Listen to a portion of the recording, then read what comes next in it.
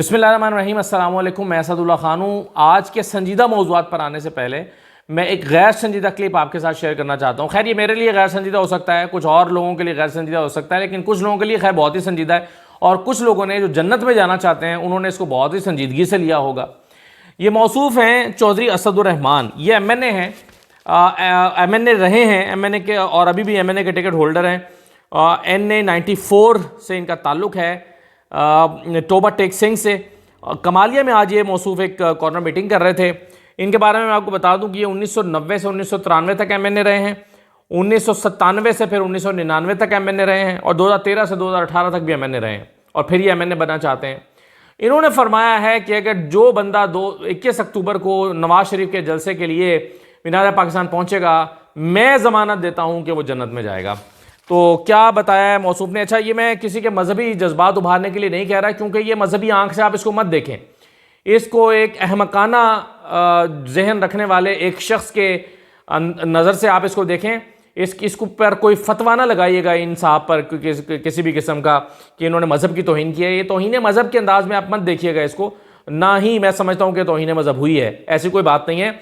इन्होंने बस अपनी बेवकूफ़ाना अंदाज में एक बात कही है। इसको मैं गैर संजीदा और बेवकूफ़ाना बात ही कह सकता हूँ। सुनिए ज़रा मौसूफ़ क्या फरमाते हैं। ज़रा मैंने क्लिप आपके लिए निकाला 30 सेकंड का। आधे रसूल ये देते हैं ना सर्टिफिकेट की, ये जन्नती है। तो मैं आपको सर्टिफिकेट देता हूं कि जो यहां आ रहे हैं वो तो जाएंगे ही, जो लाहौर जाएंगे किस मार्च को, वो भी इंशाल्लाह सीधे जन्नत में जाएंगे। क्यों कि मैंने आपको कहा है कि हमने अपनी जात के लिए नहीं जाना। मुझे कोई जरूरत नहीं है, मुझे टिकट मिले, मैं टिकट की खातिर नहीं जा रहा, मैं बुल्को कौम की खातिर जा रहा हूं। इसीलिए कहते हैं खास उम्र हो जाए तो एक इंसान को रिटायर कर देना चाहिए, वरना इस तरह की बातें कि इंसान इस उम्र में पहुंच के करने लगता है। पहले 1 to 5 की बात हो रही थी कि जो 21 अक्टूबर को आएगा उसको 1 to 5 मिलेगा, और अब जन्नत के टिकट डायरेक्ट बांटे जा रहे हैं, और इससे कम तो कोई चीज़ ही नहीं है। जाहिर है इससे बढ़कर तो कोई चीज़ ही नहीं है। तो जो जन्नत के टिकट बांटे जा रहे हैं, ये मेरा ख्याल है कि अल्टीमेट लालच है जो लोगों को दिया गया है 21 अक्टूबर के लिए। और ये मौसूफ़ असदुर्रहमान साहब जो हैं ये कह रहे हैं कि जो यहाँ बैठा है वो भी जन्नत में जाएगा, और जो वहाँ है, और उनके लिए भी माशाल्लाह तालियां आप भी बजाएं, जिन्होंने तालियां बजाई हैं ये बात सुन के, उनके लिए भी तालियां बनती हैं वैसे। तो ये असदुर्रहमान साहब हैं। तो बहरहाल खैर, चलिए ज़रा संजीदा मौज़ूआत पर आ जाते हैं। नून लीग ने अपनी हिकमत अमली तब्दील की है। जो उनका प्लान था कि लाहौर हाई कोर्ट जाएंगे और लाहौर हाई कोर्ट से जाकर हिफाजती ज़मानत लेंगे। शायद लाहौर हाई कोर्ट भी जाएँ हिफाजती ज़मानत लेने के लिए, लेकिन अब असल में जो हिफाजती ज़मानत अप्लाई कर रहे हैं वो इस्लामाबाद हाई कोर्ट में अप्लाई कर रहे हैं।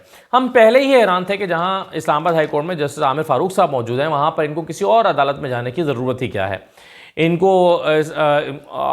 और जस्टिस आमिर फारूक साहब जो हैं, चूँकि उन्हीं के पास मरीम नवाज़ का केस भी लगा हुआ था, वहाँ से भी उनको क्लीन चिट मिली है, तो और वो सारे केस को समझते हैं, एवन फील्ड और अजीज़िया के। तो और रेलेवेंट फोरम भी उनका यही बनता है, क्योंकि इस्लामाबाद नैब में उनके केसेस थे, रावलपिंडी नैब में और इस्लामाबाद में, तो उनको जो है वो इस्लामाबाद ही में अप्लाई करना चाहिए था। तो अब बहरहाल उन्होंने ये फ़ैसला किया है कि वो 3 जो दरख्वास्तें हैं वो डालेंगे ज़मानत के लिए, हिफाजती ज़मानत के लिए। एक एवन फील्ड में, दूसरी अल-अज़ीज़िया में, और तीसरा तोशाखाना में। तोशाखाना में वो जो उन्होंने गाड़ियाँ ली हैं, जो गाड़ियाँ वो नहीं ले सकते थे। मौसूफ़ एक घड़ी पर तो इमरान खान को जेल में डाला हुआ है, घड़ी वाले केस में अंदर है ना वो तोशाखाना में। जो आज अभी जेल काट रहे हैं वो घड़ी वाले में काट रहे हैं, उसके बाद फिर उनकी वहाँ ज़मानत हुई तो फिर वो साइफर वाले में काट रहे हैं, फिर उनके और केसेस उनके ऊपर डाल दिए। तो पहली जो जेल है उनको, वो इमरान खान को, वो तो घड़ी वाले केस में हुई थी। तो यहाँ मौसूफ़ गाड़ियाँ लेके बैठे हुए हैं और अब उसके लिए फांसी ज़मानत डाल रहे हैं कि भाई मुझे ज़मानत दे दी जाए। अब आमिर फारूक साहब ने इमरान खान को जब घड़ी वाले केस में ट्रायल होने के बाद ज़मानत देनी थी, तो उसके लिए आपको पता है कि 14 दिन के लिए नोटिस जारी किए थे फरीकैन को। अब जब ये जाएंगे आमिर फारूक साहब के पास कि हमें ज़मानत दे दें, और बंदा पेश किए बगैर ज़मानत मांगेंगे, तो देखते हैं कि आमिर फारूक साहब अब 15 दिन के लिए जो फरीकैन है उनको नोटिस जारी करते हैं या नहीं करते 14 दिन के लिए। जैसे उन्होंने इमरान खान के लिए 14 दिन के लिए नोटिस जारी किए थे, वैसे यहाँ नवाज शरीफ के लिए भी उनको जारी करने चाहिए, और कहेंगे जी फरीकैन आए अपना मौक़िफ़ बयान करें, और फिर देखेंगे ज़मानत बनती है या नहीं बनती। वहाँ पर लतीफ़ खोसा चीखते रह गए थे कि सर एक बंदे की आज़ादी मैटर करती है, यहाँ पर आप कभी वकील बीमार हो रहा है, अमजद परवेज़ साहब बीमार हो गए, कभी जज साहब खुद बीमार हो गए, आमिर फारूक साहब, और कभी फिर जो है वो 2 दिन दे दें, कभी तैयारी के लिए 4 दिन मांग लिए, करते करते जो है वो महीना लगा दिया था इमरान खान की घड़ी वाले तोशाखाना केस में। तो यहाँ पर जब वो ज़मानत अप्लाई करेंगे इस्लामाबाद हाई कोर्ट में, तो देखते हैं कि जस्टिस आमिर फारूक साहब उनको फ़ौरन हिफाजती ज़मानत दे देते हैं या उसी तरह से 14 दिन के लिए फ्री कैन को नोटिस जारी करते हैं। दूसरी बात यह है, जो कानूनी नुक्ता अगर हम पूछेंगे नून लीग से कि उन्होंने अपनी हिकमत अमली तब्दील क्यों की है, तो शायद वो हमें इसका जवाब ये देंगे कि इस्लामाबाद हाई कोर्ट में एक प्रेसिडेंट मौजूद है कि एक बंदा जो अदालत के सामने सरेंडर नहीं हुआ है या वो भी पेश नहीं हुआ है, तो उसको उससे पहले भी ज़मानत मिल सकती है। इस सिलसिले में शजील मेमन साहब का केस मौजूद है प्रेसिडेंट के तौर पे, अरबाब आलमगीर का मौजूद है और आसमा अरबाब आलमगीर का केस मौजूद है। इन लोगों के केसेस मौजूद हैं कि एक मुल्जिम के सरेंडर किए बगैर भी उसको ज़मानत मिल सकती है। यहाँ पर तो खैर नवाज शरीफ साहब मुजरिम है। आप पिछले दिनों सुप्रीम कोर्ट ने भी अपने ये रिमार्क्स दिए थे, ऑब्जर्वेशन दी थी कि बड़ी हैरत की बात है कि बंदा मौजूद नहीं होता और उसको ज़मानतें मिल रही हैं। तो वही नवाज शरीफ साहब के साथ अब होने जा रहा है, या नवाज शरीफ ख्वाहिशमंद हैं कि उनको ज़मानत दे दी जाए। तो अब ये मामला आ गया इस्लामाबाद हाई कोर्ट में। शायद उनको जस्टिस आमिर फारूक साहब से इसलिए उम्मीदें हैं कि वो समझते हैं कि प्रेसिडेंट मौजूद है इस्लामाबाद हाई कोर्ट में, और जब ज़मानत लेने के लिए जाएंगे तो फिर हम कहेंगे कि जनाब ये देखिए आसमा अरबाब आलमगीर को भी मिल चुकी है, अरबाब आलमगीर को भी मिल चुकी है, शजील मेमन को भी मिल चुकी है, इसलिए हमें भी ज़मानत दे दें। वैसे भी इस मामले में प्रोसिक्यूशन जो है वो अब पता नहीं हुकूमत प्रोसिक्यूशन करती है या नहीं करती, या नैब प्रोसिक्यूशन करती है या नहीं करती। अगर नैब इस पर एतराज़ उठाएगी तो ही मसला है, वरना अगर कोई एतराज़ ही नहीं उठाता तो शायद नवाज शरीफ साहब को ज़मानत मिल जाए। तो बहरहाल स्ट्रैटेजी अपनी तब्दील की गई है नून लीग की तरफ से, और नून लीग जो है वो अब इस लाहौर हाई कोर्ट की बजाय इस्लामाबाद हाई कोर्ट में आकर अपनी ज़मानतें 3 दरखास्तें अप्लाई करेंगे। और ये 2 तरह की दरखास्तें होंगी, एक वो जो हिफाजती ज़मानत के लिए होगी और दूसरा अदालत के अंदर सरेंडर करने के बाद की होगी, जो पक्की ज़मानत वो लेना चाहेंगे। तो ये है जनाब नून लीग की नई स्ट्रैटेजी।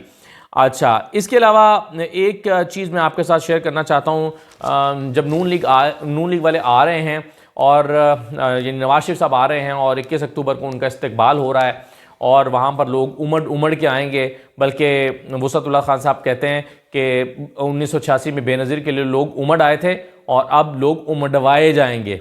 तो अब ये उमड़वाए जा रहे हैं जो लोग 21 अक्टूबर के लिए, वो देखें कितने लोग आते हैं। लेकिन जाहिर है नवाज शरीफ ने एक बयानिया लेकर आना है, और वो बयानिया जो है वो एंटी इस्टेब्लिशमेंट बयानिया बनाने का ख्वाहिशमंद है। यानी उनकी ख्वाहिश होती है कि बयानिया एंटी इस्टेब्लिशमेंट हो तो बिकेगा। और इस सिलसिले में जनरल बाजवा के हवाले से पिछले दिन उन्होंने एक मिस फायर भी किया कि मैं आऊँगा तो जनरल बाजवा से हिसाब लूँगा। लेकिन नदीम मलिक साहब का एक क्लिप मैं आपको सुनवाता हूँ, वो बड़ा दिलचस्प है। शायद खाकान अब्बासी से गुफ्तगू करते हुए उन्होंने एक खबर दी, वो ज़रा सुन लीजिए। एक आपके लीडिंग पॉलिटिशियन की स्टोरी है कि उसने जाके हाथ लगा के आर्मी चीफ को तो बोला था कि इसकी हुकूमत गिरा दो और हमें आने के लिए रास्ता दो। मैं उसका नाम नहीं लेता क्योंकि उसमें प्राइवेसी आ जाती है कि उस इन्फॉर्मेशन की मुझे आइडेंटिफाई नहीं करना कुछ करेक्टर्स को। एक्चुअल मीटिंग की ये कहानी है कि घुटनों को हाथ लगा के बोला आर्मी चीफ को। तो फिर जहाँ पर हम खड़े हैं सही खड़े हैं, इसका मतलब आप डिजर्व करते हैं, हम सब डिजर्व करते हैं, हमारे लीडर यही हैं इसलिए हम डिजर्व करते हैं। मैं अब नाम लूँ उन साहब का तो उनको बड़ी तकलीफ पहुंचेगी, लेकिन मैं बहरहाल ये मेरे लिए एक इन्फॉर्मेशन को भी नाम लेना, उसको होल्ड बैक करना ना, उनको कहते हैं कि वो हमारी खिदमत हासिल करें तो हम आपके लिए खिदमत देंगे गाड़ियों की। अच्छा, अब वो कह रहे हैं कि आर्मी चीफ को घुटनों पे हाथ लगा के कहा था कि जनाब इमरान खान से हमारी जान छुड़ाएं और हमें लेकर आएँ। तो ये नदीम मलिक साहब ने कहा कि नून लीग का एक सरकर्दा रहनुमाओं में से एक है। अब वो नाम नहीं बता रहे, लेकिन शायद खाकान अब्बासी ने भी कहा कि ठीक है, फिर हम इसीलिए हमारे साथ ये सलूक हो रहा है, हम इस हाल को पहुँचे हुए हैं। तो अब आप देखें कि ऐसी जहाँ पर सूरत मौजूद है कि ख़ुद नून लीग के लीडर उस वक्त आर्मी चीफ जनरल बाजवा के घुटनों को हाथ लगा के कहते रहे हैं कि जनाब इमरान खान से हमारी जान छुड़वाएं और हमें लेकर आएँ।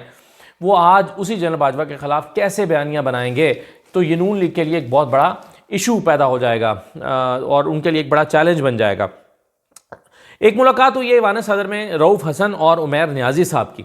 रऊफ़ हसन और उमैर नियाज़ी साहब की जो मुलाकात है उसके हवाले से मैंने बात की है रऊफ़ हसन साहब से। मैंने उनसे पूछा कि इस मुलाकात का मकसद क्या था, तो वो थोड़ा सा मोहतात थे इस बारे में बताने से। उन्होंने कहा कि जी सियासी मौजू पर और मुल्क की हालात के ऊपर ये मुलाकात थी।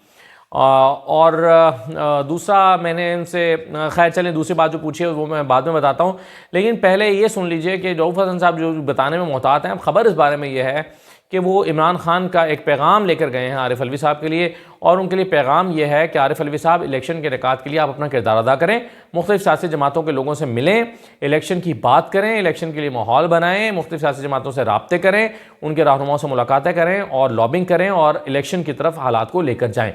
ये पैगाम इमरान खान ने दिया है। और जाहिर है एक तो वकील हैं उमैर नियाज़ी साहब, वो गए थे, उनकी इमरान खान से मुलाकात भी होती है, वो गए थे सदर से मिलने के लिए, और दूसरे जो है वो सेक्रेटरी हैं, सेक्रेटरी इत्तलात, वो गए हैं रऊफ़ हसन साहब, उनको सदर के पास भेजा गया है। तो इस लिहाज से ये मुलाकात इंपॉर्टेंट थी कि इस मुलाकात में बराह रास्त इमरान खान का पैगाम सदर आरिफ अलवी साहब को पहुंचाया गया है।